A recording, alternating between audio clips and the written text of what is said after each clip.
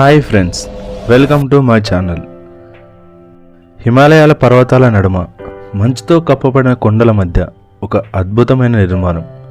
ప్రపంచం ఆశ్చర్యపోయేలా చేసిన భారతదేశ గొప్పతనం.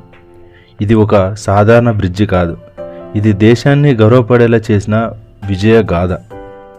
పెరుగుతున్న లోయలపై దూసుకొచ్చే చినాబ్ నదిపై 350 మీటర్ల ఎత్తులో ఆకాశాన్ని తాకేలా నిలబడింది ఈ చినాబ్ బ్రిడ్జి.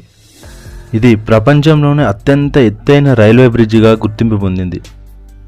ఇది ఈఫిల్ టవర్ కన్నా 35 మీటర్ల కంటే అధికంగా ఉంది. బంగాళాఖాతం తీరాల్లో రైలు నడిపిన కొంకణ్ రైల్వే సంస్థ ఒకరోజు ఎత్తైన పర్వతాల్లోనూ మంచు గుట్టల మధ్యలో రైలు నడపాలని చెప్పి నిశ్చయించుకుంది. 2004లో ప్రారంభమైన ఈ మహా నిర్మాణం అనేక సవాళ్లను ఎదుర్కొంది. తుఫాన్లను, భూకంపాలను మరియు అక్కడున్న గిరిజన ప్రాంతాల మధ్య 2022లో ఇది పూర్తయింది. ఈ బ్రిడ్జ్ భూకంపాన్ని తట్టుకోగలదు. రైలు ఎంత స్పీడ్ వచ్చినా కూడా తట్టుకోగలదు. ఇదొక మానవ సృష్టి.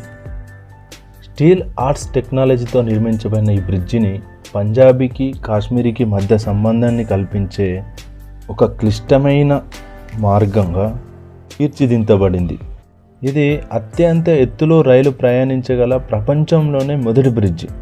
చినాబ్ బ్రిడ్జి వల్ల కేవలం లోయల్ని కాదు, మానవ హృదయాల్ని కూడా కలిపారు. ఉదంపూర్ నుండి శ్రీనగర్ వరకు ఇప్పుడు రైలు వెళ్ళగలదు. ఇది ఒక ప్రాంత ప్రజల జీవితం మార్చిన బ్రిడ్జి. ఎగ్జాంపుల్, 2 ప్రపంచాల మధ్య వంతెన ఇది. పర్వతాలలో వెలుగులు నింపిన ఆశాకిరణం ఇది. ఇది కేవలం ఇంజనీరింగ్ అద్భుతం కాదు, ఇది భారతదేశపు ఆత్మవిశ్వాసాన్ని, విజ్ఞానాన్ని, పట్టుదలని నిలువెత్తు నిదర్శనం. మన భారత ఇంజనీర్లు, కార్మికులు కలిసి కలలను నిజం చేశారు. మన దేశం అంటే గర్వంగా ఉందా? ఈ యొక్క టెక్నాలజీని, అభివృద్ధిని సూచిస్తుంది ఈ యొక్క బ్రిడ్జ్. ఇది చినాబ్ బ్రిడ్జ్ కథ, భారత శక్తిని చూపించే స్టోరీ. ఇలాంటి వీడియోస్ కోసం నా ఛానల్ని సబ్స్క్రైబ్ చేయండి. Please like, share, comment. Thank you for watching.